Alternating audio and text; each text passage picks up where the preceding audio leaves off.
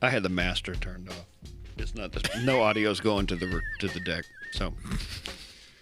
I'm going to just use the video and just totally just. You could just. I'm going to kung fu movie this one. You could. Hey, you there? You killed my father. We must battle.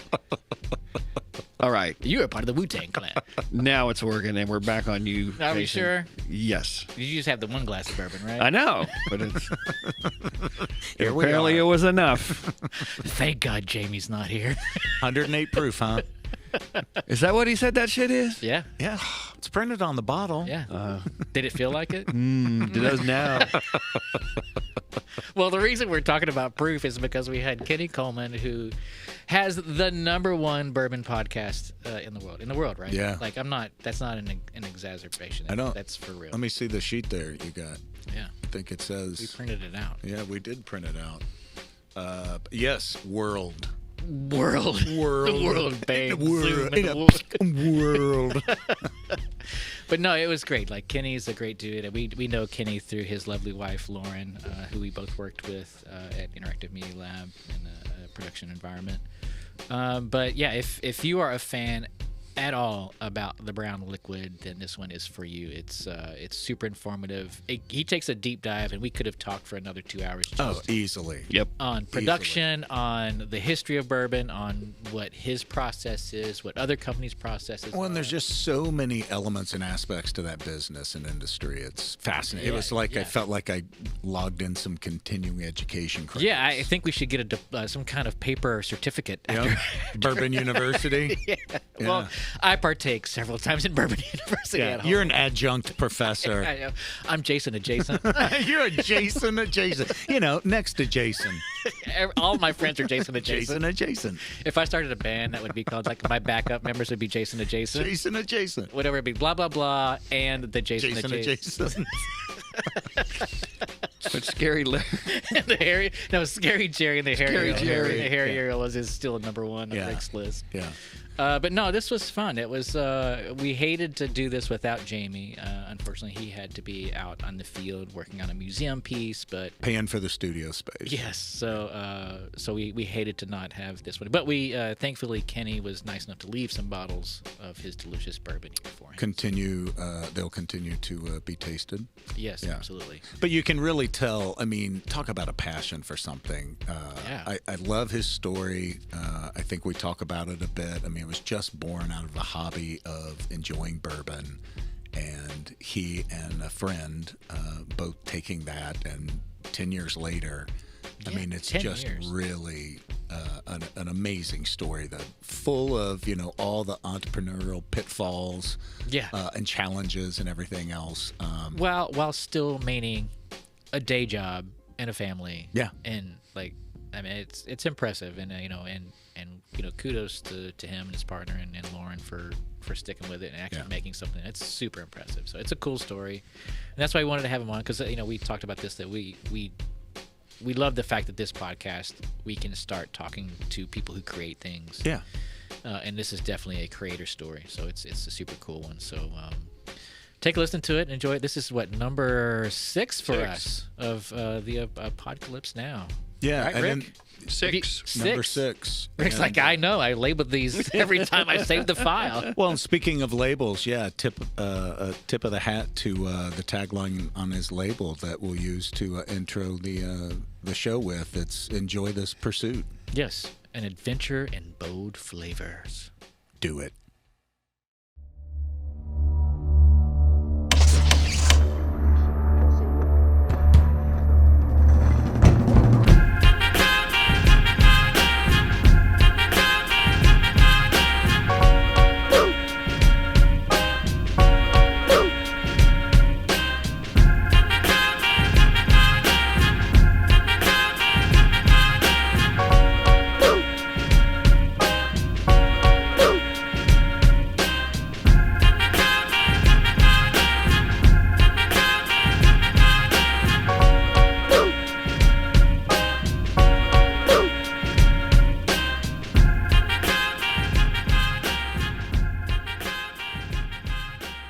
We got an empty chair.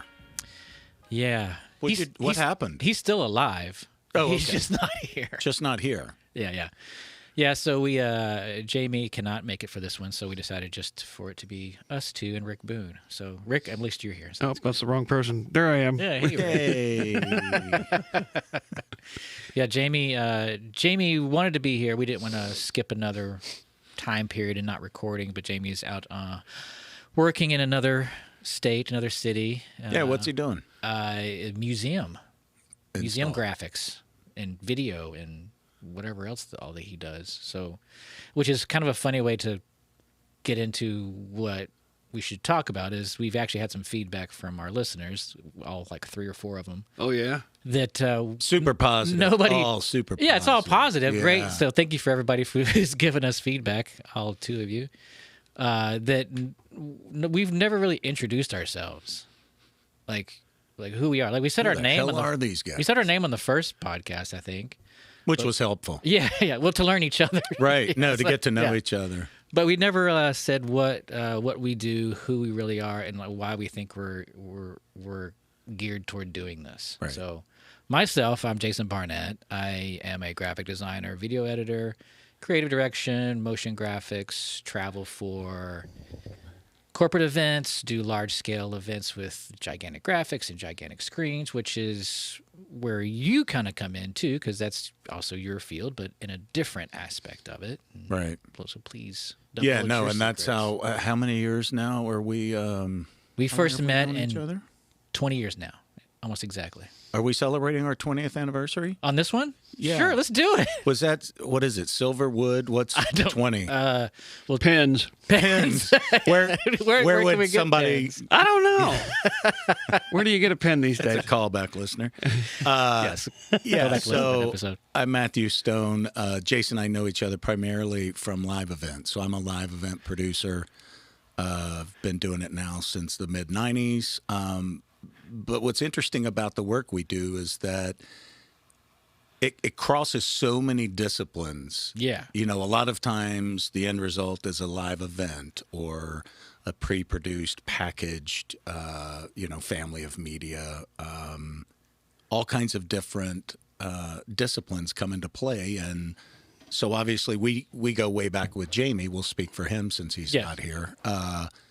While now he's doing a museum install from months and months and months of probably years of pre-production. Right. We also pull him in for live events where we can rip the Band-Aid off quickly, something that has a shorter runway to Yeah, it. there's always light at the end of the tunnel with an event. Right. Like you can't kick that can down the road. Right. It's going to happen. And what's amazing, I think what people that aren't in that industry don't realize is that it really is, we always joke about, oh, it's like summer camp, reunions. It's a Yeah. series, a year in the life is a series of reunions with various crews depending on where you are, what the project is, what level of sophistication. Mm-hmm. Certain engineers get brought in for just big ones, others cross the board, small, medium, large. But it's really this incredible diverse industry of people doing amazing things to pull off things that just shouldn't be able to get pulled off based on clients' last minute decisions. And the time frame and on a Yeah, budget. yeah. Everything's on a budget. And we always joke, in our industry, there's lots of slang and sayings, and one that always comes to mind is good, fast, or cheap. Pick two. Right. And that works with a lot of industries, but it really is at play in ours, right? Good, fast, Yeah, or cheap. Boeing Pick is two. finding that out, right? That's not a great thing in That's the right. airline industry. That's No, right. No. Good, fast, or cheap. Yeah. Thanks for the savings, Yeah, Boeing. and we do have like this huge circle of friends now that goes coast to coast of people that we've worked Yes. with, and at some point, some will hopefully be on this show. Certainly remotely. hope so. Yeah. Yeah. But yeah, and my experience in the live world comes from working in news. I worked in broadcast news actually started it in high school doing live productions, and then in college, and then after I graduated, worked at an ABC affiliate here in Louisville. So that was a great training ground to get into live production. And then I started working with the company that Matthew worked at, and that was 20 years ago now. That was in April of 2004. So, and then Crazy. at some point, And Boone's the same way. We pull in our guy, Ricky B here. What'd I do? Yes, what did you do? did a lot. So Rick's from the audio world, but Rick, share a little bit about. I mean, you've got an interesting, diverse background that brought you into this room today. I started out as a former musician, played music all through the 80s professionally, and wound up on the other side of the glass, as they say. Became a recording engineer. You're not referencing prison, right? No, those are the bars. The glass coffee table. They did all that 80s cocaine. I was but I was the one underneath it looking up. Was trained as a recording engineer in the traditional analog world with tape and razor blades and big mixing consoles, all that stuff. Anyway, transitioned out of that, wound up at a company called Video Bread, which is where we are currently located. What year was that? 1994. Okay. Worked here from 94 to 2005. Went to Interactive Media Lab in 2005. Met you guys. Sorry about that. Yeah, that's funny how things work out. Yep. Interactive Media Lab was a company that did multimedia, a lot of content, but primarily live events. That's what you and Jason were doing when I met you there. Right. And that company folded in 2015. You guys, we all spun off. And here we are, 10 years later, almost 10 years later. Yeah, 10 years. It'll be 10 years, in February. Yeah, for me, it's next coming up. 10 this month. Yeah. Now, I personally don't do a lot of live event work just because it's... We pull you in. Yeah. I mean, you're probably... Also sorry. That's once a year. Dude, that's Which a is plenty. specific skill set. Yeah, and you are a rock star for that one event. So, cheers. Well, I to kind of you. invented my own system. It works. Job security. And we keep doing it. So, yeah, it's but you guys are the real road warriors. I'm a, like I said, once a year kind of guy. So, and that's enough for But me.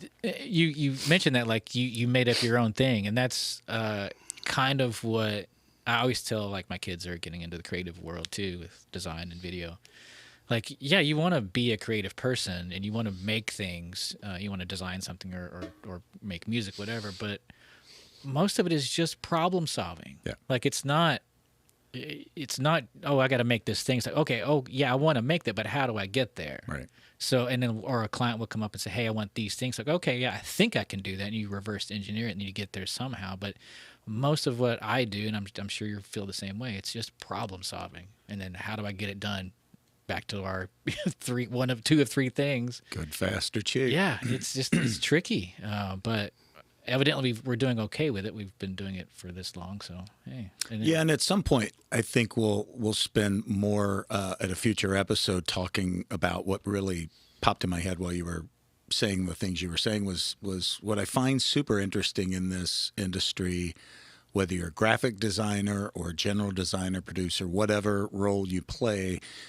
As an adult in this industry, you quickly get to the point where you realize you have to separate what your artistic integrity or what you think is good versus what the client wants. And I think that's we'll do that down the road and do a deep dive. But there's a real interesting parting of those two objectives. And sometimes they meet, and that's awesome. But a lot of times you have to take a step back, and when the client, signs off and wants something or revision that you realize, yeah, that's not going to make this better. Yeah, they're paying the bill. Yeah, and I, my daughter, she's an interesting lesson to learn. She's an editor and graphics or motion graphics designer, and she did a video for me. She worked for me kind of part time her senior year of high school, and I actually was giving her projects that were client based from me, and she did a first pass. It was great. And then the client came in and said, hey, we want these changes. And she's like, I don't like these changes. And I said, yes, that's going to be this. This is your career now. You've chosen this. Yes, and. But I put it, I kind of put it into this compartmentalized thinking of the first one is for you. Yeah. Like the first one is going to be the one that you really like. That's a really good approach. The way that you envisioned it. It's kind of your vision. And if they like it, then great. But more than likely, they're not that they won't like it. They'll have a different vision. You just have to kind of meet them in the middle. But that first one is definitely for you. So put that in your back pocket. And then the rest of it is just enjoy the process rather than the product. Now, you can still come to the angle. I really like how this turned out with all the feedback, but then it turns into problem solving. Exactly. Yeah. Okay. Yes. How do I go? Okay. I don't think these are good choices, but how can I attack them creatively to get a product out that I am happy with and also the client is happy with that also pays my bills. Right. Again, hold on to the first one. Yeah. First one's for you. That's great advice. And that's, with all this being said, is kind of why we started doing this podcast. Was we like talking about these things, but we also like talking about these things with people who also create. And so like we have a long list of people that we want to have on the show. And most of them are people that have done something creatively. Right. And like our last one with Parker, was a creative person, and now he's teaching others to be creative. Jacqueline, our first guest, she's another designer. So we like people who are in the game of creating. Right. And it doesn't have to be something graphic or video-wise like what visual, we do. Yeah. But, so that's kind of where we are today, is we have a guest that is doing something that's pretty cool that I think is going to elevate our cool factor by having him. And I have so many questions. So Kenny Coleman, who is our guest today, has another life. And I meant to ask him earlier, and we can ask him, when he's in front of a mic, but what's that division of time now? Is there anything left of the before life? Because this started as just a personal passion and a hobby. Right. Well, we'll just get in. We'll set him up. He's Kenny brings a disruptive spirit to the bourbon industry. So this is all about bourbon today. He is an ambassador for sure. He's the co-founder of Bourbon Pursuit Spirits. It's a company born from, they have the largest and highest ranked whiskey podcast in the world. It's called Bourbon Pursuit. If you're one of the few folks that haven't subscribed to it, do yourself a favor and do so. Bourbon Pursuit. Kenny's the executive producer. Bourbon Pursuit was established as an influential. Kenny's an influential leader by setting the gold standard for whiskey products. Because they also have now their own line. Of product. I mean, we'll get into it, but I mean, to go from a podcast to actually putting liquid in bottles. Well, that's legal. I mean, it's true. For long road trips, yes, I mean, you could do that on your own. There's not a good market for it, but there's not at all. Not at all. It's legit, labels and everything.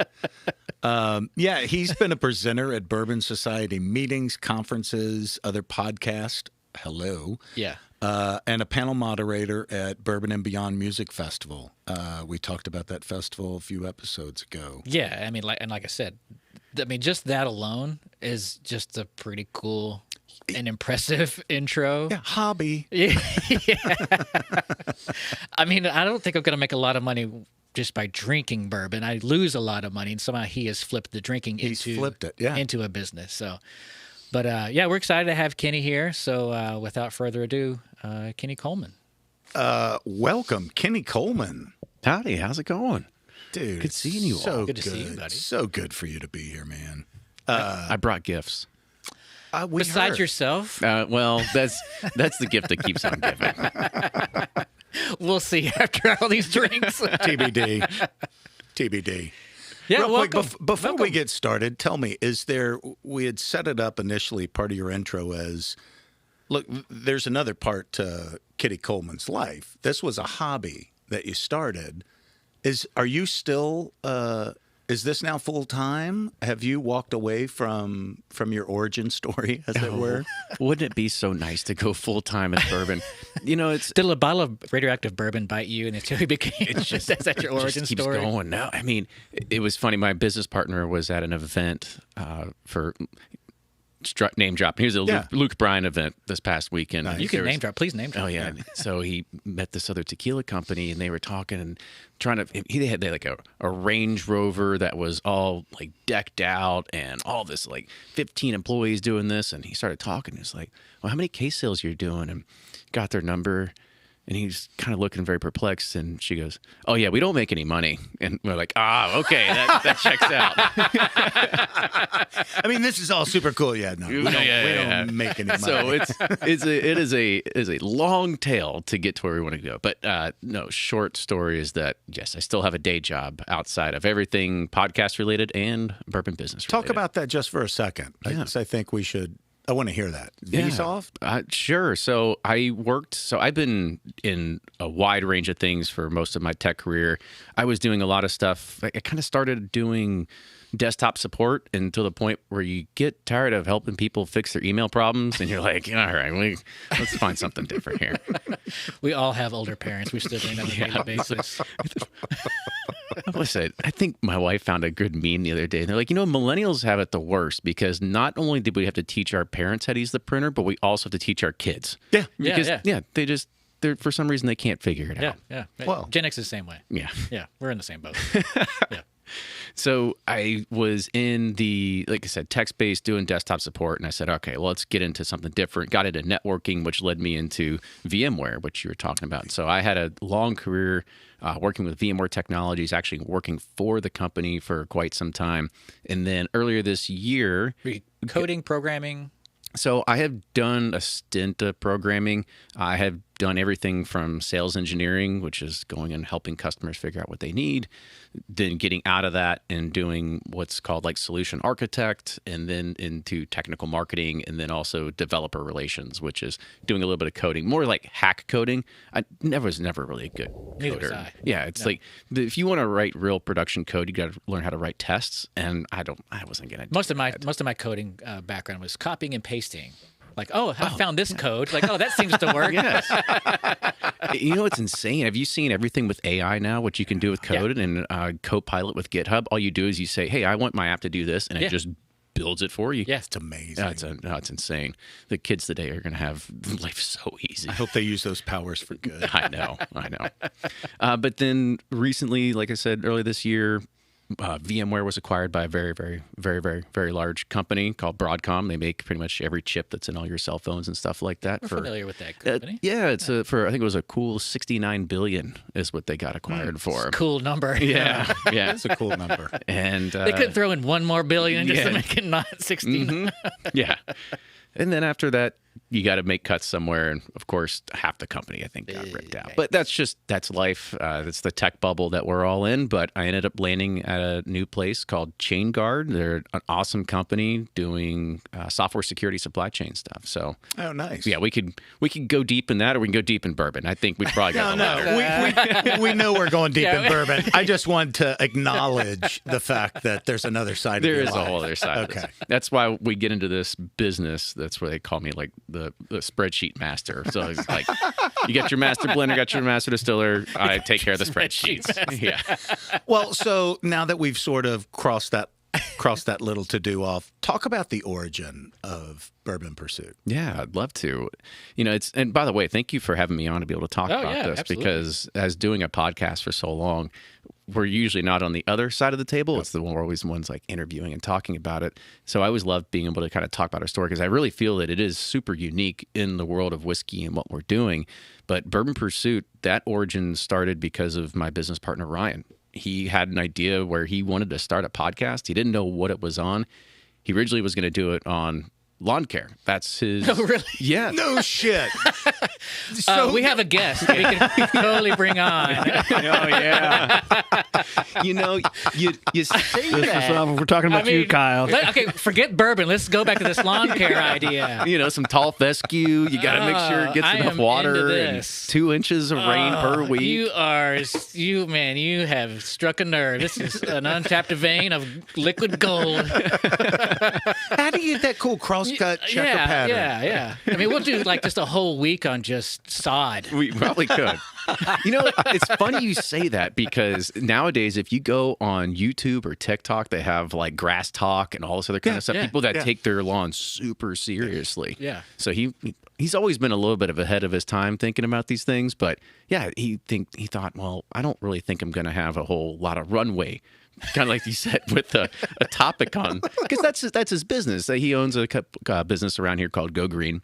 Okay. which you've probably seen the little yeah, signs in the yeah, yards. yeah. Yeah, so he owns that business, and he's thankfully, I mean, he's built it up to his 4-hour work week now. He's got it pretty much running itself. Yeah. You know, so he's doing the bourbon business. Now, were you full-time guys too, but- like old high school buddies? Was this you met through work? How did you guys become friends? Oh, through our wives of all things, right? Really? Yeah. So I know Jeez, it's always the wives. it truly is. Just like a for spin-off. better for worse. And actually, funny enough, that's how we know you is through your wife because Yes. we used to work with Lauren. Well, did you guys like hook up at like a book club Christmas party? It was a wife Like, swap. Is that what you're trying to It was a weird key party. Key party. Just a different key plucked. All would be very different. They were just switching recipes, not nothing else. But it was actually Ryan used to throw a pretty, I would say, elaborate derby party. But back then, this is pre-kids, right? So you Yeah. can call them ragers if Yep. you want. You know, Sure.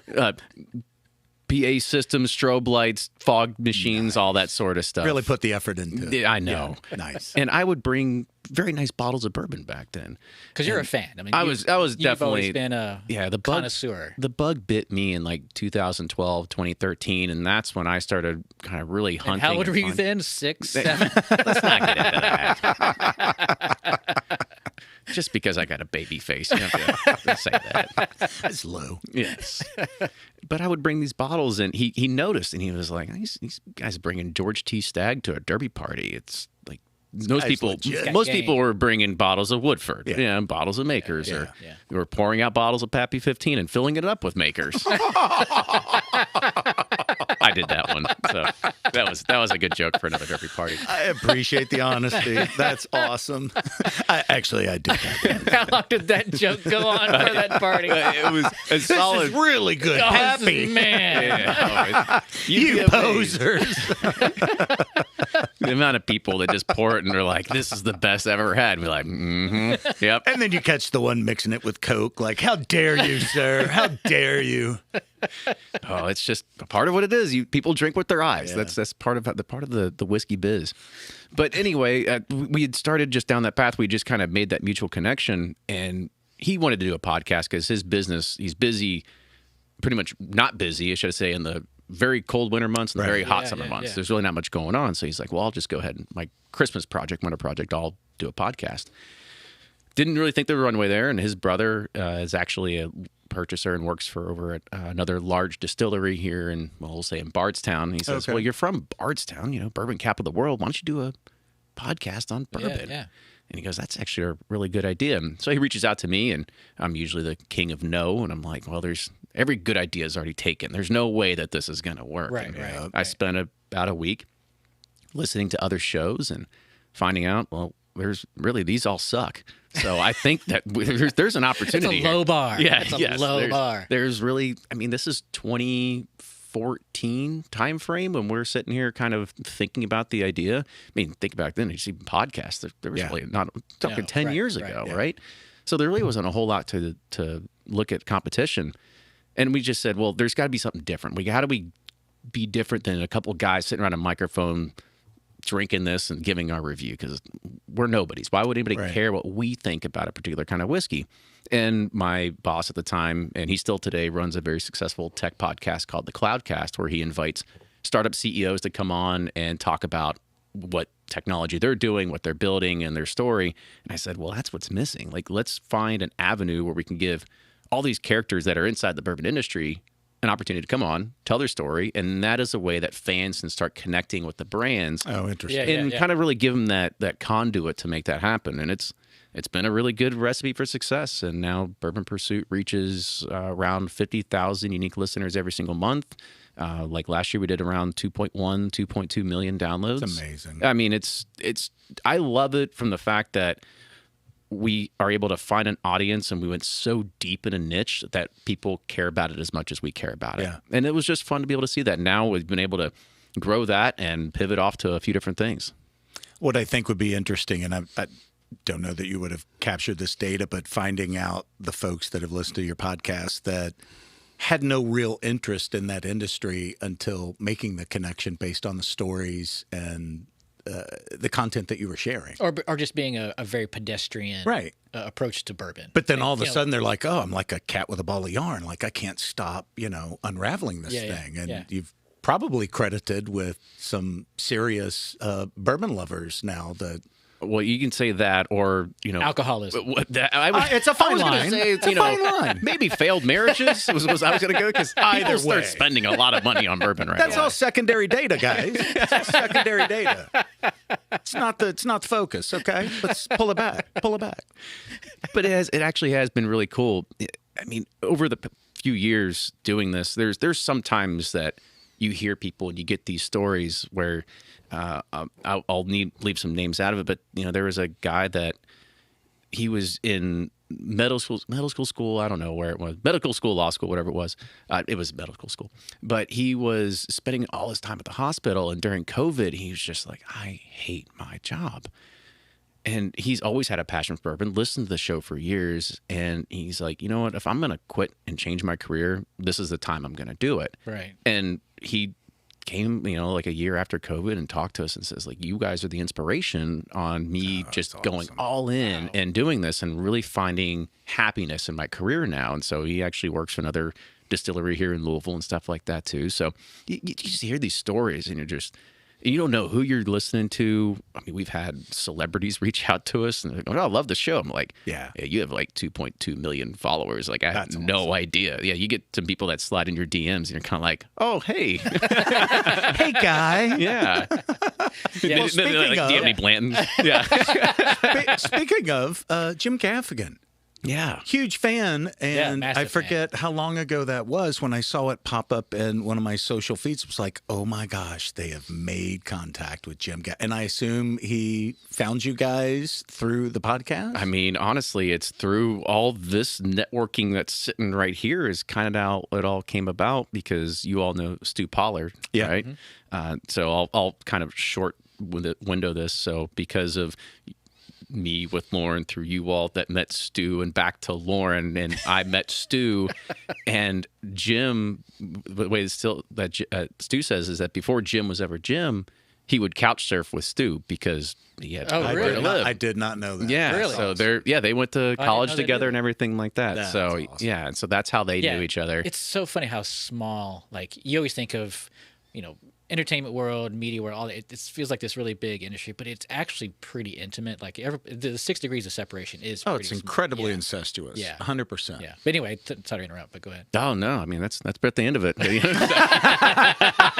Yada, yada, yada. Jim All right, Gaffigan. and then all of a sudden we get a few phone Hot calls. Yeah, and then the guy shows up, and we're kind of like, oh, all right, now we're here with Jim Gaffigan. Yeah, I mean that's cool. Well, he's invested in his own bourbon company, or he started his own. Yeah, he just started his own brand. I forget the name. It's called Father Time Bourbon. Yeah. Father Time. It was something that they had reached out to us and trying to help navigate the waters of the bourbon Reaching industry. out to you guys for advice. help support, helping acquire liquid, that's impressive. and trying to get this from conception into bottle into hands at retail. Wow. Yeah, because we've made every mistake in the process, so we can tell you like this is what you need to do, and if you want to go this way, you can, but there be dragons. Well, and I love that though because that speaks to the sense of community in that industry, right? So there's obviously competition, but if you're willing to do that, then that speaks to some level of community when you're sharing that information with someone that's about to go through those beginning steps that you did, right? Yeah, I mean, this is the weird thing about this industry is that there is probably way more like camaraderie than I ever thought of before, because you'll get with somebody and be like, well, did you hear about them, or what are they doing? What are you doing? And then you're kind of like, well, here, I got this contact. They can help you do this. And I mean, it just goes back to the people aren't hiding their resources. It's like everybody's trying to get to the end goal. Remember when I said nobody makes money? Everybody's trying to make money, right? So whatever you can do to share a little bit of secret recipe. Well, so yeah, in the spirit of, no pun intended, all rising tides lift all boats. Is it just that sense of community that people realize, hey, at the end of the day, my product has to speak for itself, so all this other stuff is inconsequential, and people don't have a fear of sharing that info and collaboration? I mean, this is the weird thing about when you get into making your own brand and doing all this is like there's zero IP. There's nothing that's intellectual property that you can say, this is mine, and nobody else can copy it. Like, it's whiskey. Like, right. anybody can come out with whiskey. It just depends if your whiskey's any better than somebody else's, or as I said, people drink with their eyes, and it comes down to packaging. It comes down to all this sort of stuff. And so you'll share, hey, we worked with this marketing agency, or we worked with this label designer, or we worked with this co-packer, and all this other kind of stuff. Because, you can spend a lot of money in the wrong way real quick when you get into this industry too. Oh, yeah. Trying to put too much flash on top of the product and not having a good product to back that look. It's dangerous. dangerous. It's a razor's edge, probably. But here's the interesting thing about it. It's like you'll always sell your first bottle. Is it good enough to sell a second? Right. And that's you got to make them coming back for it. And that's sort of the goal with it. So yeah, you can have the flashiest packaging, which it'll add to the bottom line. It'll sell the first bottle, but you got to have Burning Bridges bourbon. Yeah. Try our bottle just once. Just once. I think you're onto something, man. I feel like it. Trademark. Buy that URL now, please. Trademark. Yeah, But it's please get that URL. But it's the same thing with the podcast, though. If you're first, you like the people will listen to the first one, but if it's not going to fit people to listen to the second one, then what's the point? So, Right. Yeah. And we're still trying to figure this out right now. I'm so jealous of you all because by the way, you all have known each other for a very long time, so you have the camaraderie there. Yeah. And then B, A lot of shorthand. you got the equipment, which is great. That was what we really missed in Bourbon Pursuit, because when we started Bourbon Pursuit, it was me, Ryan, and our guest huddled around a Blue Yeti microphone with a MacBook. Awesome. That was it. That's all we had. I mean, we thought it was going to be a winter project. It'd be dead after that. Yeah. And then all of a sudden you put it out there and people start listening to it, and you stop doing it for a minute, and then you start getting messages on, back then, Twitter. People going, when's the next episode? And we go, oh shit, people are actually listening. We should probably, which is a cool feeling. Yeah, like I've been traveling, and a lot of right now it's just like this circle of friends that are listening to it, so it's really just all for them at this point. But to get that feedback, hey mom, I don't think she's listening, but Order some pens. what's that website, Rick? Penisland.net. Yeah, please check that out. But yeah, I mean it's just a cool feeling, and it's interesting. Like, you don't have any idea how it's going to turn out, and like you're just saying stuff on a microphone and just hoping for the best. But like to actually give like real feedback and positive, return on what you're doing is great feeling, and I'm sure that not only the podcast has done that for you, but now you've got this new venture that's probably doing the exact same thing. It's just you're putting so much work into it, and so much effort, and so much time, taking away time from your family to do this, and to get this kind of super positive feedback and to put out such a cool product. It's just got to be great feeling. It is. It's good. I mean, we're still very small and we're growing, but how big do you want to get? Well, I can put down numbers and everything. It depends on how deep you want to go here. But to your first point, we had when we first started doing tours and everything like that, our facility here in Louisville, Kentucky, I said, all right, we need to put an emphasis on making sure that the customer experience has got to be the best that we can possibly be, because when you walk into our literal warehouse, it's not going to be like when you walk into Bardstown Bourbon or Old Forester, and it's to the nines and everything's well done. And so it's like we gotta win in a different way, and by creating an experience that you can't do anywhere else. So A, we have that, but B, let's also put a huge amount of effort into getting feedback through Google reviews. And to this day, we've got, I think as of like right now, 140 5-star Google reviews. I think there's one that gave us 2 stars, and I'm trying, Rick. and that's the one that still irks me. Of course it is. Yes. Well, talk about that. So then how would you summarize or describe the experience and how different it is that you offer? Yeah, I mean, this just goes back into, so part of Bourbon Pursuit when we were doing this, finding revenue in podcasting is not the easiest thing to do either. Crap. There's revenue in podcasting. Stay focused, Rick. Yeah. Stay focused. Yeah. Tell me more about this revenue. Rick's in the whole $10,000. Yeah. You said these cameras were used, right? Yeah. They are now. Yeah. But that was really when we first started. I mean, we put in, and Lauren, my wife, can tell you from a long time, is like, I was putting in 80 hours a week between my day job and the podcast, just trying to get it going. I mean, and you all know what it's like to find the guest and then to do the post-production, to do the marketing. And it's just it's truly an endless cycle. It does not stop. And then it gets to the point where like, oh, let's do 3 episodes a week, right? And it just like keeps building from there. And I said, we're not making any money. Like, this doesn't work. It took us about maybe a year and a half or 2 until we saw our first advertising revenue dollar come in. And I was like, oh, this is great, but $200. Yeah. Not going to do it. I don't know about this. Yeah, you weren't quitting your real job just for that $200. Yeah. And so we started a barrel picking club as a part of the podcast where we would partner with a retailer, it's actually Keg and Bottle out of San Diego, and our kind of pitch to them says, you give us all your allocation. We'll go and select all the barrels from Four Roses and Buffalo Trace and Jim Beam and all these things. And I'll bring you the customers. And they go, done. And by doing that, we created this sort of smaller community through Patreon that said, well, if you come and join us, not only do you help support the podcast, but you have access to buy barrels of bourbon that we select. And if you're lucky enough, you can come and select them with us.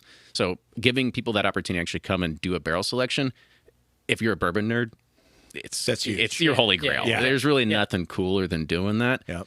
And so that translated into what we were doing as part of our experiences at Pursuit Spirits. We said, well, how do we give people that barrel pick experience? And let's go ahead and do that. So you'll come in, you'll have a bourbon and a rye. You'll hear the story about Ryan and I for our tour guides and a little bit more about the whiskey. And then you'll actually sit down, you'll taste through 6 barrels, figure out which one you want.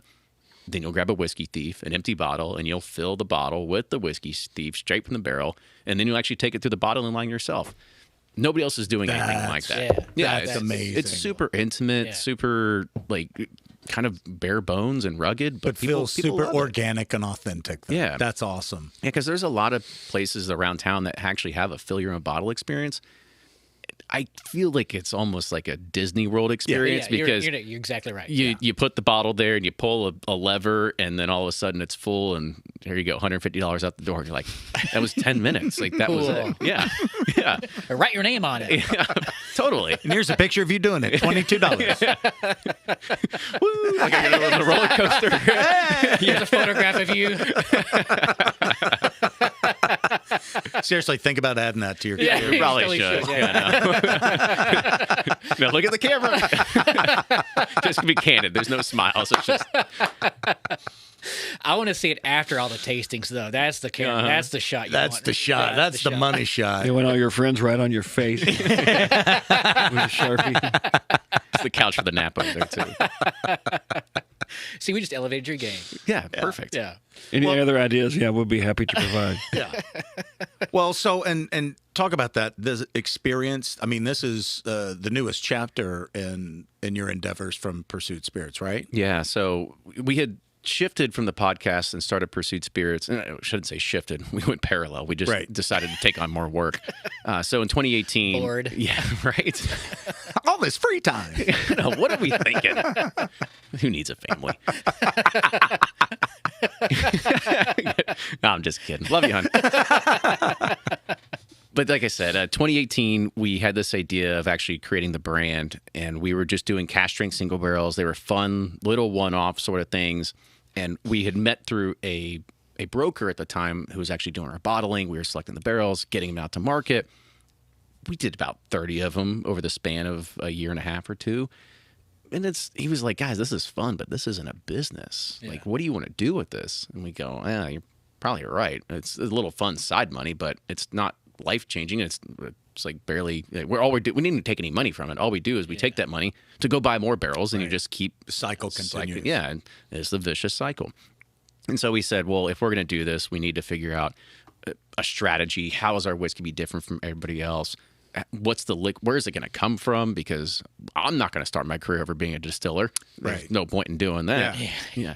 So that whole conversation started, and that's what eventually landed us to our concept that we have today, which is called Pursuit United, where we do partner with a lot of world-class distilleries all over the country and bring their whiskey in-house and blend it and bottle it as our own, because really we see the magic in whiskey and bourbon in general is that, well, you can take something that's off the shelf, but I can blend it with a couple different components, and now it's completely different, and it's ours, and it's somewhat proprietary because we have now been putting down our own mash bills, we get our own custom char levels and toast levels and all this other kind of stuff. Oh, you're going that far now. Yeah. Well, I mean, now we're at the point where we're spending a lot more than we're making, obviously, but we're putting down about 1,300 barrels a year between all of our different four partner distilleries. Yeah, we have about 5,000 in inventory currently, and that is going to be building up momentum for the future.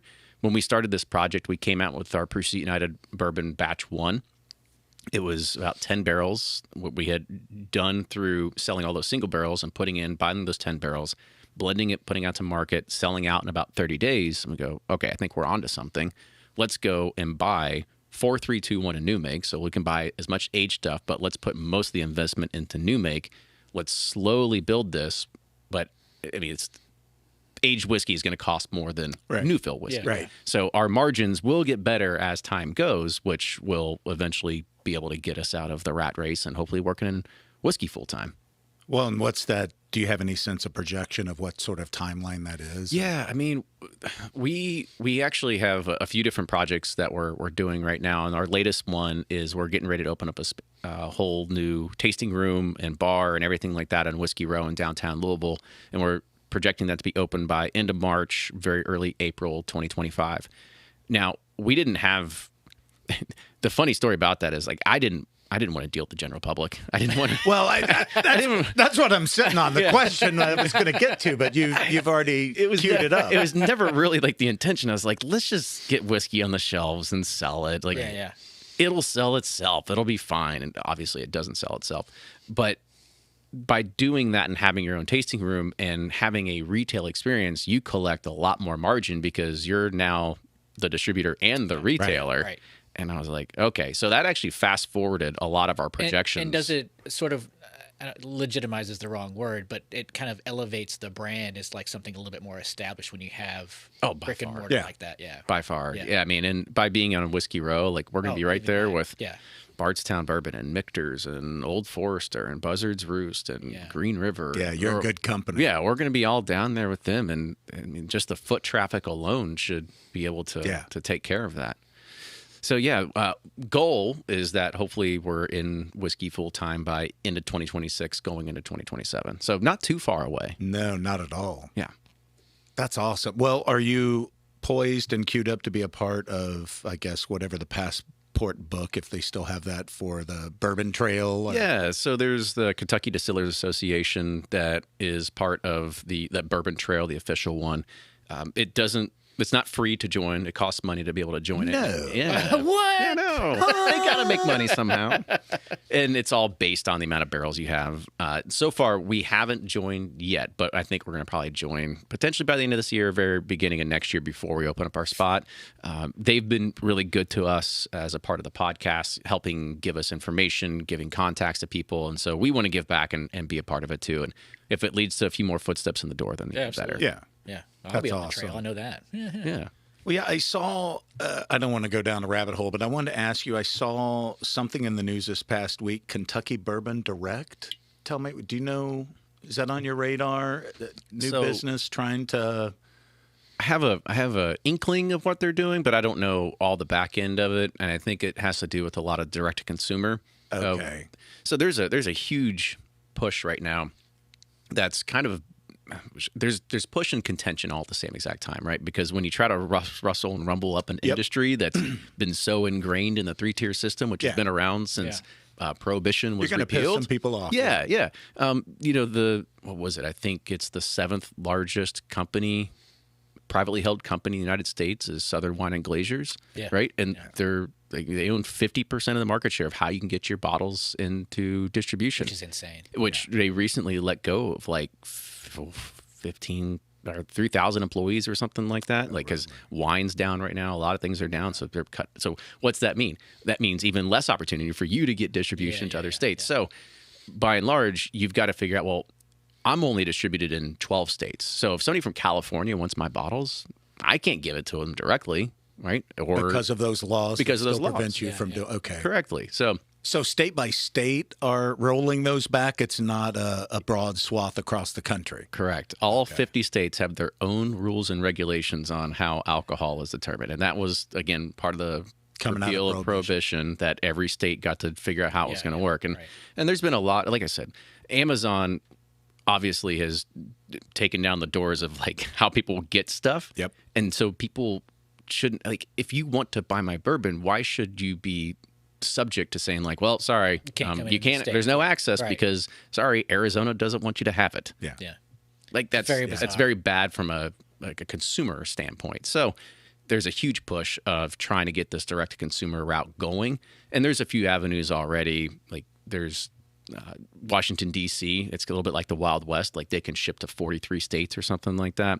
There's a lot of back-end companies that are creating now that they have a retail outlet in Austin, Texas. There's one in California. There's one in Massachusetts. So basically, distribution hubs. And it'll basically route your order to a particular one that can ship to your state. All about circumventing the barriers that exactly. Oh, I know. Yes, that's crazy. So a $50 bottle of bourbon costs $200 to ship it to you. By the time it goes and bounces around, you're getting close. Yeah. That's nuts. Well, and you bring up a good point, though. Amazon, by comparison, really brings that to light. The possibility of it, Or just the idea of how archaic that is, that you can't get whatever you want, whenever you want, from wherever you want within the U.S. Yeah, as long as the supply is there, there's probably a demand. Yeah. And there's definitely a demand. Yeah, if you're in England or you're in Germany, you can order booze on Amazon. Yeah. Really? Oh, It's fine internationally. You just can't not do it in the here U.S. in the U.S. Well, Again. Well, speaking of demand, how have you seen? So, like, I feel like a few years ago there was a big burst of everybody wanting to drink bourbon. Like, it became really, really cool. Is that still? It's still cool, Jason. Oh no, I It's mean still like, cool. no, Do you believe this guy? Don't try to take down the entire industry in one shot. Fucking gotcha journalism. Come on, Geraldo. In fact, everybody that just turned 21, if you want to look cool, I have some interesting stats to show you, Kenny. What do you have to say? yeah, prove me wrong here. you are not the father. But are you seeing like this? Do you see this wave of trends of up and down? I mean, because I'm sure you're staying on top of it. Like, is it still this uptick? Because there's always the joke that if the economy's bad, it doesn't matter. If it's good, people drink when they're poor, drink people when they're rich. So, are you following this trend? Is it good? Is it bad? Is it just? Yeah, let's get a drink while we talk about it. Yeah, so Kenny I brought like your product. style, young man. Kenny brought product. While Pour you're as much as you want for this one. while you're pouring, I will ask. So there doesn't seem. You've probably got your finger on the pulse, certainly more than I do, but there seems to be no slowdown. Well, that's what I meant. Like for bourbon, because it's been on this trajectory for it feels like for so long. That's what I was getting. I was just not articulating it. Like there's got to be a level off at some point, you think, or there? Yeah, or is there not? Is it just because it becomes this new, very niche craft industry of like you're getting very specific taste and flavors of bourbons, and it's just because these companies are just making those for those very specific audiences. So that's a lot to cover. Yeah. I'll get answer it all. That's what I said. Pour yourself some. I haven't had any yet. Yeah. So I'll give you kind of the state of where whiskey and bourbon is right now, because absolutely during COVID, everything went absolutely bananas. I mean, it went bonkers. People were buying everything you could. I mean, that's what you do. You stay at home and you drink. That's all people ever did. All of it. Yeah, you would be. Everybody came home. Everybody was their own bartender. Everybody knew how to make cocktails. People's just collections started skyrocketing. Anything that was. I drank all of mine. Yeah, see? Yeah, that's the concept of the collection. I don't get. Empty bottles is your collection. Yeah. But people that are collectors, the value was just going through the roof because now people have all this discretionary funds and they can spend it on that sort of stuff.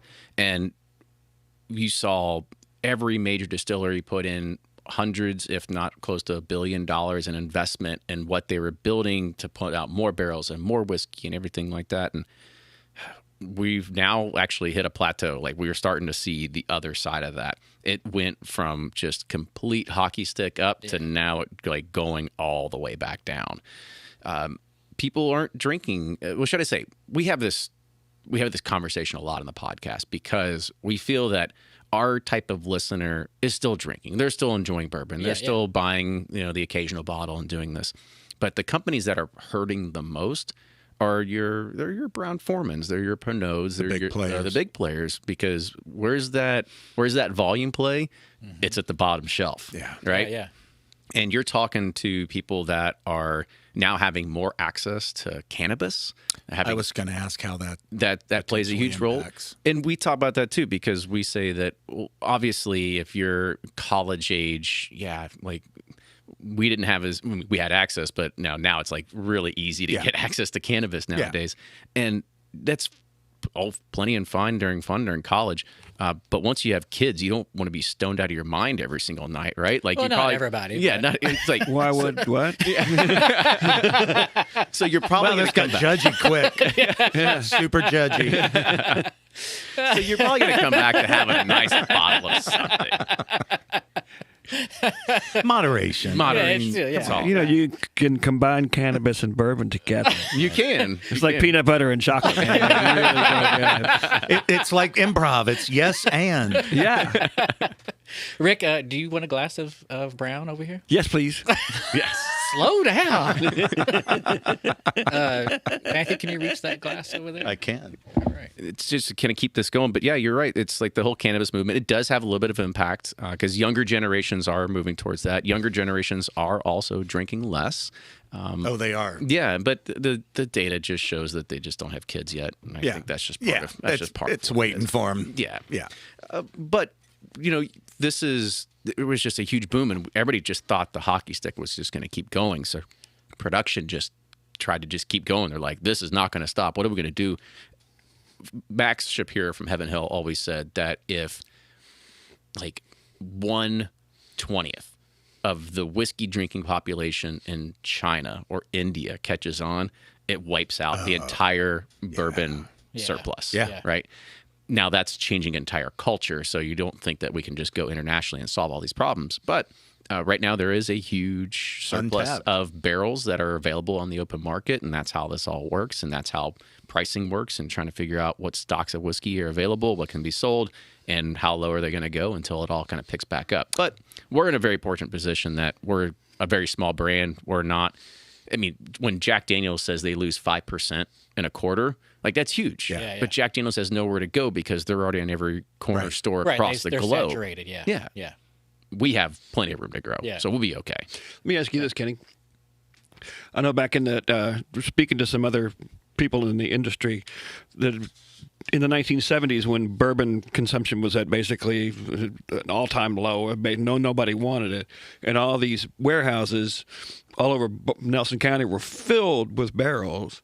If that inventory didn't exist in surplus, would even what we're talking about now? I mean, do you understand what I'm talking about? The timeline. Yeah. So it kind of fell into the trap of why whiskey geeks like me got into it, because you could get really high aged, really quality whiskey at a very affordable price. Exactly. That's to my original. I mean, point. when Weller 12 was available for $30 a bottle, nobody wanted it. That was a lot of people's go-to. But as soon as those stocks got depleted, well, now that bottle is very rare, very hard to come by, and SRP is, I don't know, about $100, and secondary market's around $250 for it. That's just the nature of what it is. So you had this boom of that because you had a lot of great whiskey that was available at a relatively low price, and now we're seeing the adverse effects of that, where you have a lot of people that are putting out, because they bought their barrels at, say, like $4,000 for a 4-year. Well, they've got to make their money back. So they're putting out 4-year mediocre whiskey to just try to make their money back. And that's what is the kind of churn we're going through right now. Well, so in a related way, what I've always been fascinated by with this industry that is so unique is the folks that are sitting down today trying to decide and anticipate what flavor profiles or preferences people are going to have 8, 10, 12 years from now, because that's the product that they're building, right? So it's not something that, oh, I'm making this today, this is what's cool and in fashion, and I'm releasing it. No, there are these years between me and when this is getting released. Talk about that. Like, how do you try to anticipate what preferences, like trend, like flavor trends? Yeah, almost? because you're forecasting and sort of just putting all of your belief down on, hey, I think this is what's going to be popular in whatever that year is. Yeah, I don't think any humans ever predicted the future correctly. So no matter what you do, you're going to be wrong in some sort of fashion. The good thing is that when the whiskey gets laid down, I mean, process has been done for hundreds of years. Right. Literally. Yeah, there's really don't fuck it up, right? I mean, that's really the only thing is like, Just make it brown. yeah, you Has, make it has brown. every you know? option to finish been conceived and done on a boat with poured and I mean, the they've back of a garbage truck. This is they've That already one's sent no barrels to good. space. So it's already happened. That tastes like shit. Yeah. You know, hot dog flavored finish, like whatever we can find. That one's pretty good. flavored finish. Bong water. Well, I mean, George Dickel did a Tabasco hot sauce finished one. Because, no well, kidding. you know, Tabasco hot sauce, that's actually all aged in bourbon barrels before it's bottled as hot sauce. did So, not know so that. after it know was that. emptied and they actually brought it back, put whiskey back in it, and then bottled it. Yeah, they called it hot Dickel for a reason. No, they did. Yeah, but they didn't call Right it. now, we need to insert that the more you know. Insert here. Yeah, but it seems like every finish has been done. But that's right now. That's where innovation in the space is. Yeah. So that's why we play around with different toasts and char levels, and a lot of that type of like science and information hadn't been discovered until pretty recently, in the past probably 5 to 10 years. Really? Well, you've had coopers that are just now coming out and they're doing long form testing and they're figuring out which parts of the warehouse. And or if I have, and the really good friend of mine, Andrew Webrink, he works over at Independence Dave, and he's their research scientist for all this. And so they'll get, say, like a barrel of bourbon, same exact one that's done in Kentucky. They'll have one that's in their warehouse there, and they'll ship one to Texas, and they'll take data points on it over the span of 2, 3, 4, 5 years to see exactly how the aging conditions in each place go. Right. Based on the environment. Based on that. Right. And I mean, and not only that, it's like, you know, different toast and char levels to figure out, okay, how much vanillin's extracted from here? What are you getting to flavor compounds? And so you can pull a lot of this information. Back then, they were just kind of like, all right, stick the whiskey in the warehouse and we'll Hope for the best. figure it out later. And thankfully, it kind of worked out. But you know, it's a progression of where you're going to see this go, whether it's going to be more innovation or whether you're just going to kind of see like I said, just don't screw up a good thing. Right. But somebody's going to screw it up. That's just inevitable. Yeah. I mean, Well, people and make bad whiskey too. on the flip side of that, you were talking about sitting on volume, so that's something else, as opposed to like, you know, barrels of oil where, okay, I see the market's flooded, I'm going to sit and hold these back, you know, to very gain analogous. prices. You can't do that necessarily with bourbon. I mean, why not? If you don't want to sell it, you don't want to bottle it. You only have one Just option, age it more. which is sit on it. and just let it ride. Let it age, yeah. Yeah. And that's what goes back to what my original point about, you know, all this overstock that existed back in the 70s is what, you know, people have told me. Are we on a big sine wave of, you know, not enough, too much? You know, now is it dropping back down? And is it reciprocal? Is it going to, you know, is it a pattern? Yeah, I mean, right now we are in a state where there's way more barrels of bourbon that are available in the open market than any brand actually needs. Really? Okay. Well, when COVID and everything happened, Yeah. I'm and all trying these- my best everybody to ramped fix up. that. Yes, please. Individually, you're doing I'm your doing part. my best. Thank you for your service. Yeah. But during that pandemic phase, there were people that were individual retail people as well as hedge funds that were going in and just buying hundreds, if not thousands of barrels just to go and resell them later because they saw, well, I can buy it for $1,000, wait for 4 years and sell it for Liquid Bitcoin. $4,000. Seems like a great Yeah. return on investment. Yeah. Well, now that 4,000's already been cut in half, Yikes. right? But they're still gonna double their money. Yeah. If Just they a can, longer run. if they can sell it, right? And yeah, it's a longer ride to see if you have to wait 4 or 7 or 10 years to actually make it happen. Wow. So potentially folks can, without throwing off their flavor profile or whatever their initial intention was, as a company doing this for business, you can sit and let it ride. Like, okay, that's not going to be a 10-year now. That'll be a 15. I mean, Are those most- choices most made? people are probably trying to get it out between 4 and 7. I mean, Is that really? 'Cause that was really a another good- thing I wanted to ask. It's a good sweet spot. I mean, 6 to 8 is a good sweet is that- spot for a lot of whiskey. Partly price point related, or what's the? Or just turnover. It's just the magic that happens inside the barrel. It's At that point, oxidation. yeah, It's everything that Well, happens. talk about beyond that then. So what makes something viable as a choice to go longer? Well, weeded bourbon does better with more age.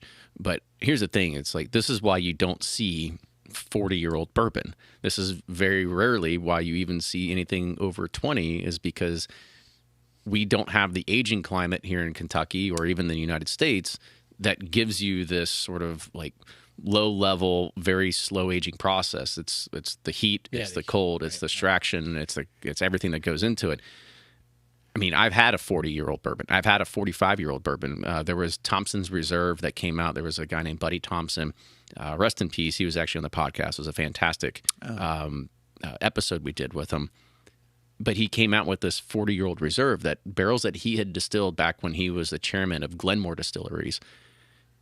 And they bottled it as this sort of way to, nonprofit. They gave everything back to charity. And people were flipping the bottles. And I was like, I'm so mad about this. And then some people opened it and they're like, this is the worst bourbon I've ever had. And I was like, well, good. You deserve it for flipping it. It's called karma. Yeah.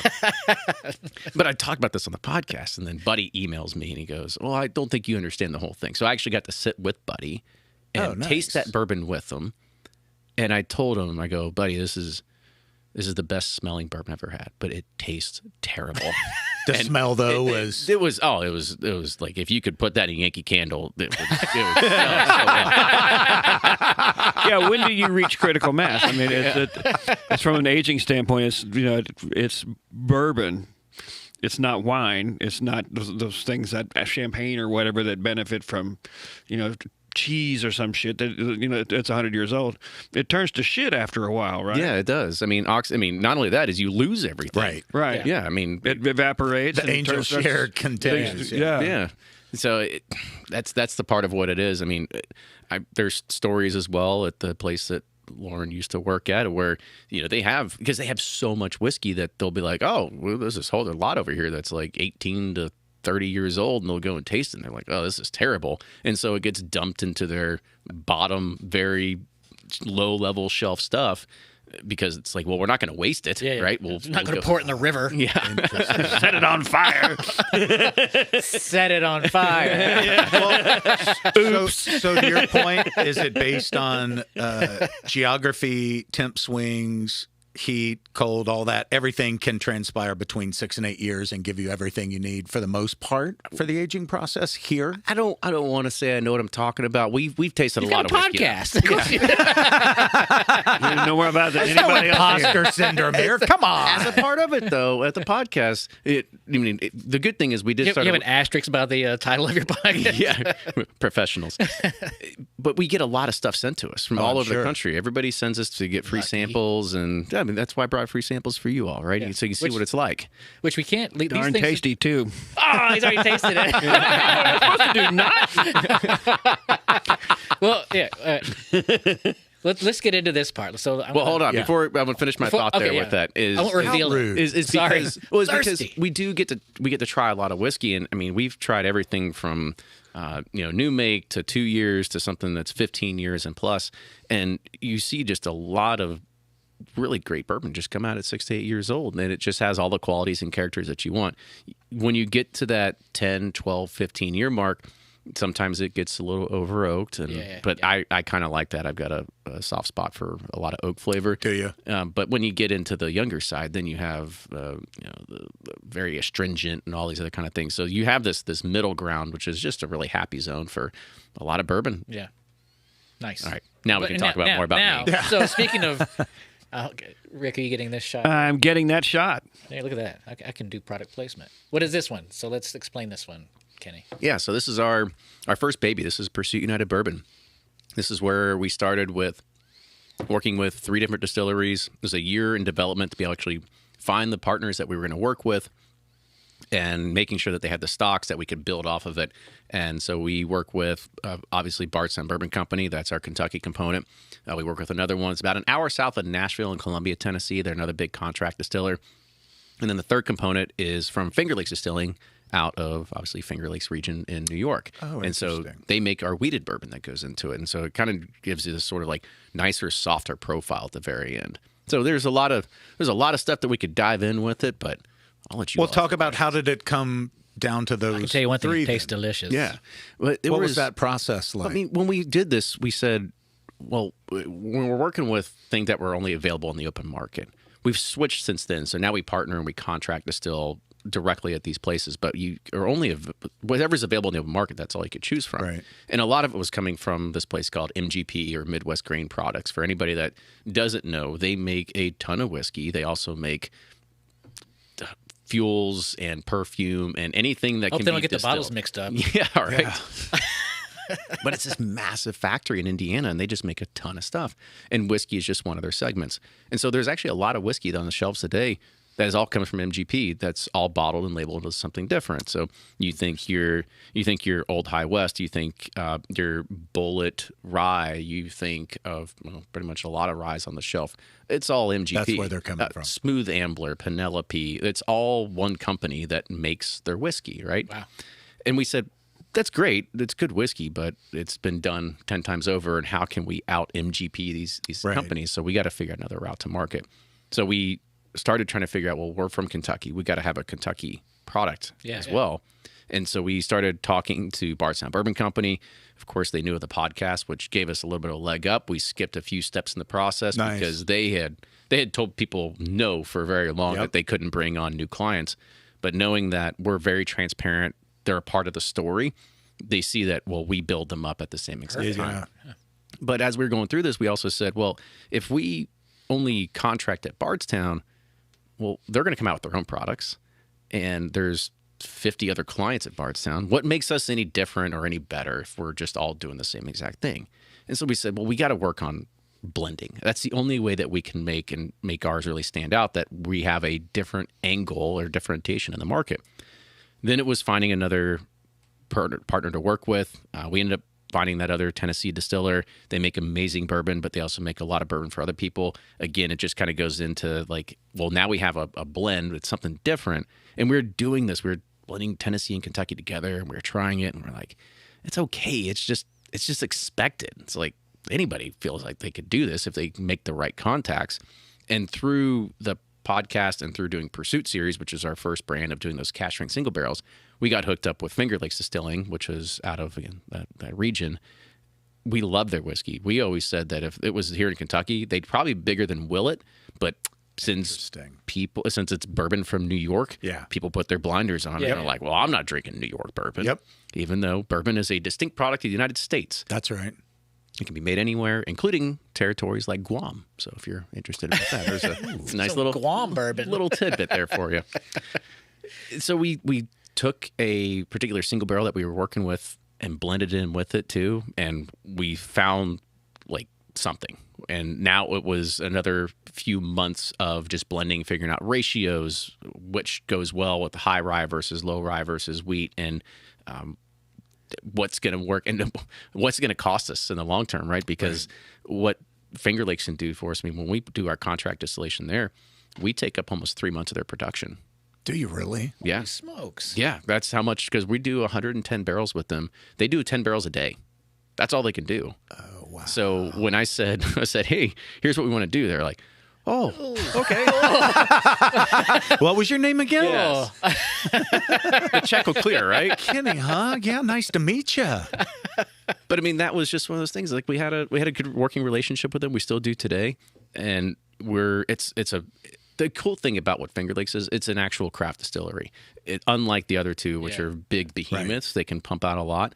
But this is, again, it's a lot more craft. The other interesting thing about it is that, everything that we do right now is proofed at 108. And there's a whole different story there. But what is interesting about Finger Lakes is that they have an barrel proof entry of 100 to 102. By law, bourbon cannot enter the barrel at more than 125 proof. Our Tennessee and Kentucky components, yes, they enter the barrel at like 124 and a half, 125, because by doing that, you can get more whiskey out of it because you can proof it down later and just make more bottles. But by having a lower entry proof, you actually create a much better whiskey at a younger age. Now, the interesting thing about what works for us is that we proof our whiskey with our whiskey.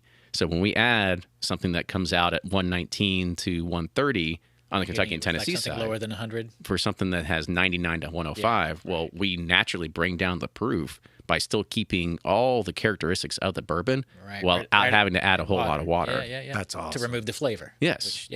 Oh, it's beautiful. And you know what? It wasn't even us that came up with it. It was one of our employees that said, we proof our whiskey with our whiskey. We're like, Fuck, that's a great line. I'm gonna put that on a T-shirt. Yeah, it's a new marketing slogan. Hit it, Johnny. Now get out there and be somebody. Oh, that's awesome. Well, this is delicious, Kenny. I mean, I actually have a bottle of this at home. I don't know, I can't remember which version, but I do have it. And it is. Which one is this one? So this is our Pursuit United bourbon. This one's actually, I think, a single barrel select that we had because we ran out of all of our other ones. So I was like, I'll bring a single What's barrel. the proof at on this one? This is 108 as well. It tastes like it. Well, good. He's melting his microphone. No, it's yummy. I mean, the part of that, Drink a lot of rye. like I said, that Does it 108. taste like more? No, I'm good.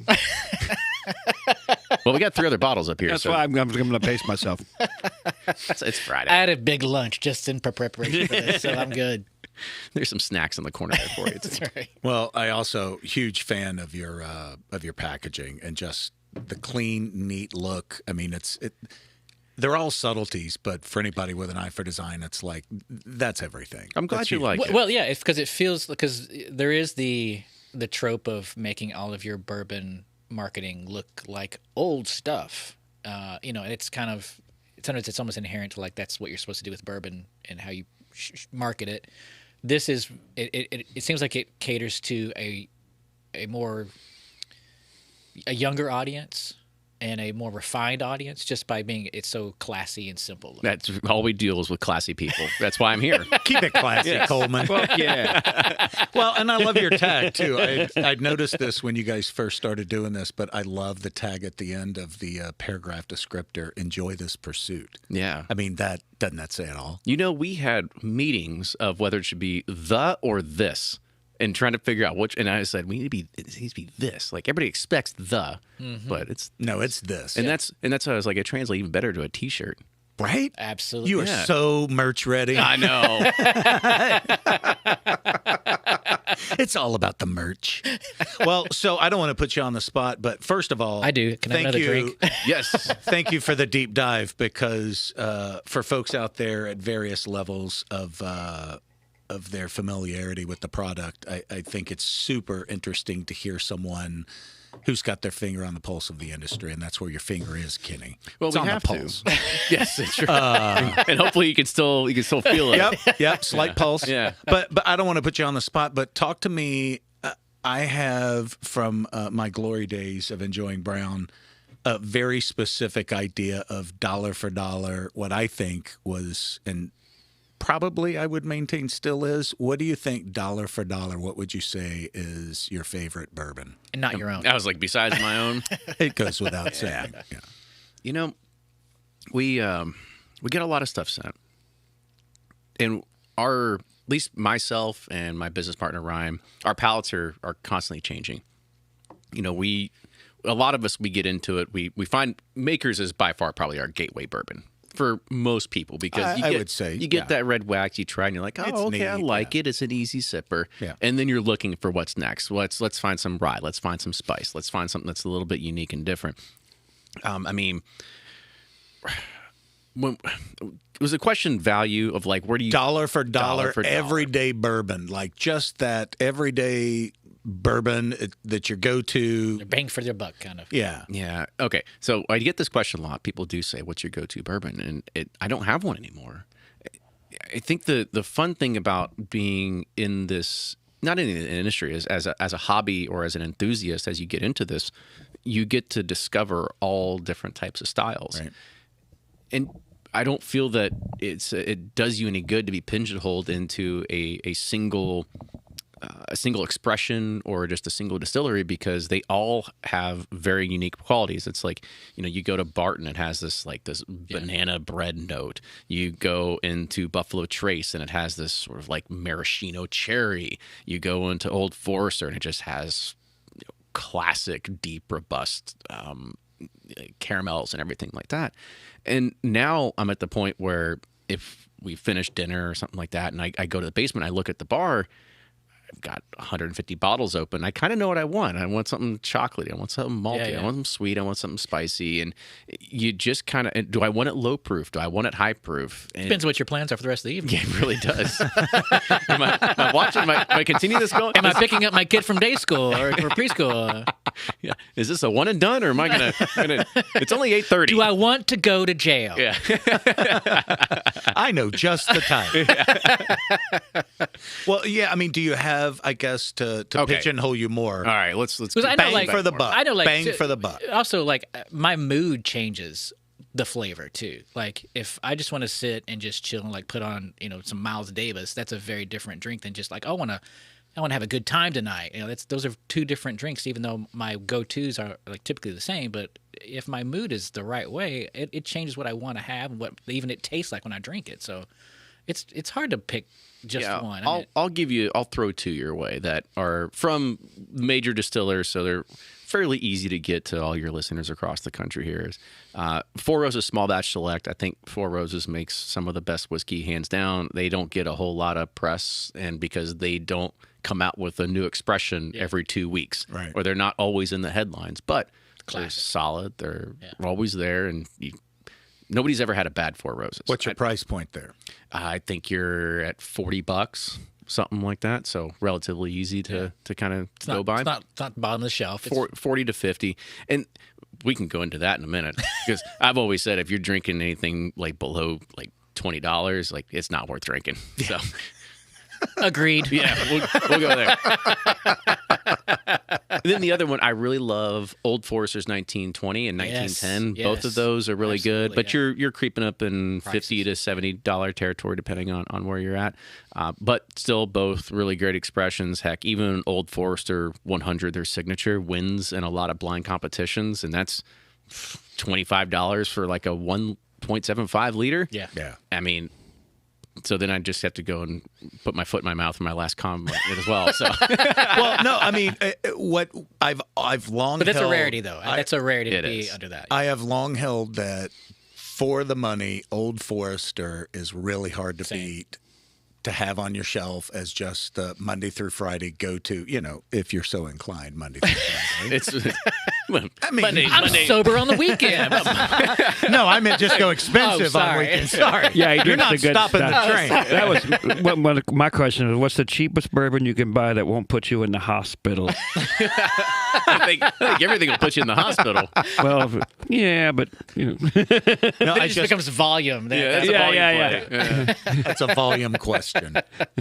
No, I agree with you. Old Forester is typically my go-to, like the easy to get to, super affordable, but it's a great after dinner one. It's low proof. Just the typical 86 proof is just nice. What's interesting, Also, it's the drink that's in Delta Sky Club. So that's that always There you helps. go. Yeah.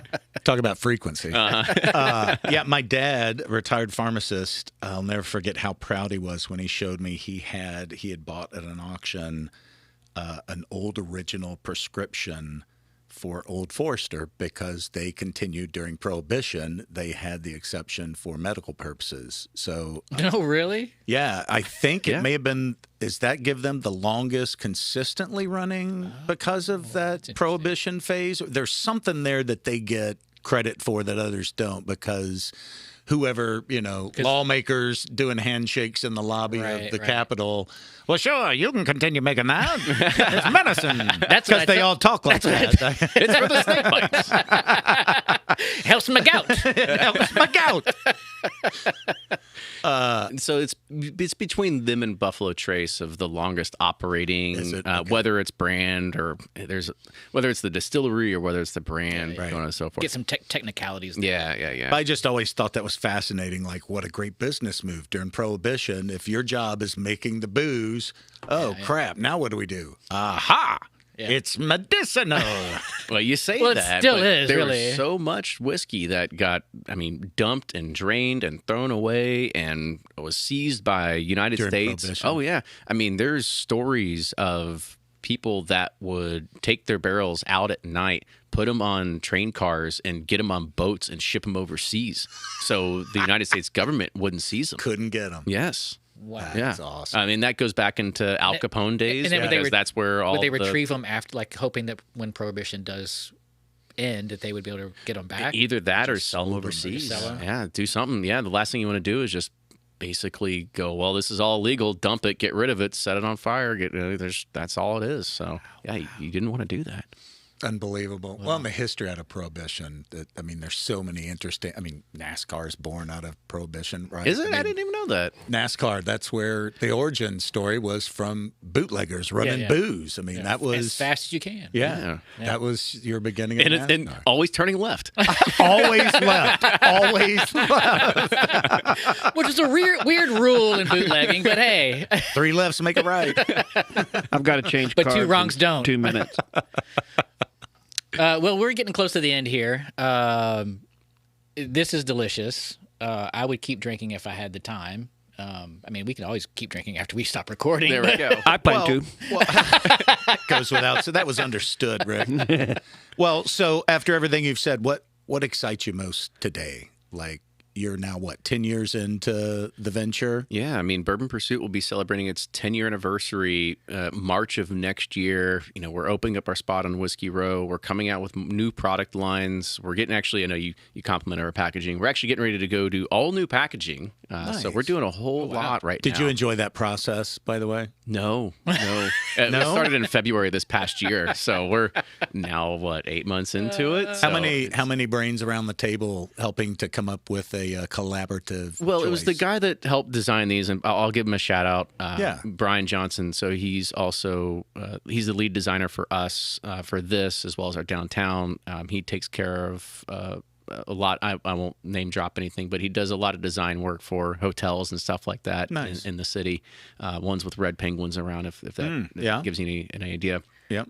And so he's been very generous with his time and being able to say, guys, you got to make a decision. So, Is this just you and Ryan? yeah. So because we're the whiskey, we're also the customers. So we're like, so we finally landed something. I can't wait to release it. So that'll be coming in first of next year. Cool. So Oh, yeah, nice. yeah. Getting molds in and doing all that is its own process too. So for all of our 8 listeners, where should they go to listen to you, to find this product? Yeah. All the We'll have the information. links listed Yeah. too. For sure. So if you really want to geek out on whiskey, make sure you check out Bourbon Pursuit. It's on every single podcasting platform, YouTube as well. And It's great. It's a great podcast. I mean, you deserve all the accolades and the success with it, because it's great. Well, I appreciate it. I wish I would have had this set up when we first started. I would have felt a little more legit. Now we're We're not legit like at all. I'm here taking pictures. It's better. this It's fool better you. to have good content. Right? Well, so yeah, we've talked about the podcast. Where can people find your delicious, tasty beverages? Yeah, so make sure you go and check out pursuitspirits.com. We'll have a link on there with the buy now page. If you're not in one of our 12 or 13 distributed states, there's a store locator on there, but you can also order online. It goes through our fulfillment partner that is based out of Washington, D.C., and they can get it shipped to your door. And if you are coming to Louisville, or you happen to be in Louisville and you're looking for something to do, and you're coming here to visit everything on the Kentucky Bourbon Trail, come and visit us as well. There is a Visit Us tab there, and you can go ahead and book your experience for what we had talked about earlier, what we called the whole shebang, where you get to go and do your own barrel pick. Oh, that's the whole shebang. The whole shebang. That's because I'm terrible at marketing. But are you? I feel like Yeah, no. I think you're doing just fine. Yeah. Well, I appreciate it. Yeah. It's always good to have those affirmations from the outside in, because on the inside, it's just that, a storm. the duck feet underneath the water, right? Yeah, Just like no. always paddling. Yeah. Trust me, I know the exact same I thing. want to say that Kenny's facility is right down the street from where we are right now. As you drive past I it, you see the know. signage. And I remember when that went up, and I was just so proud of both of you guys when I saw that happen. I was like, yeah, man, go for it. Oh, Yeah. thank you. Good I stuff. appreciate it. Yeah. You know, I was so mad. That was up for, a couple months. And then, in the past, couple weeks, somebody spray painted on I ours. saw You got that. tagged? And I was so Yeah. mad. What did they tag? No, that's They put a pig on it, and I don't get it. It's some graffito thingamajig. You know. I know, and I was. Or is there Those something to be? banners cost money. Is there a case to be made that now you're somebody if Yeah, you're if you got tag tagged. worthy? I mean, Yes, I don't know. I would try to look at it that way. Well, Kenny, thank you so much for being here. Cheers, my friend. Yeah. Thanks for bringing the brown. Thank you all brother. so much. This was very awesome. And Yeah. by the way, like I said, I've been through this. I know what it's like to build an audience and find it, and it's a grind. And so thank you all for doing what you do and having me come on and tell a little bit of my story. I wish you all the best, because I know that this is the hardest part. Is the easiest part sitting here talking. The hardest part is everything else outside of it. Yeah. So It's thank you hoping that again. somebody listens. And you just upped, like I said earlier, you upped our cool factor by being on. So appreciate it. We'll share it. One cross promotion. There we go. I knew what you were doing by having me come here. Somebody else is good at marketing. Podcast sluts. No, but thanks again, Kenny. Appreciate it. Yeah. For sure.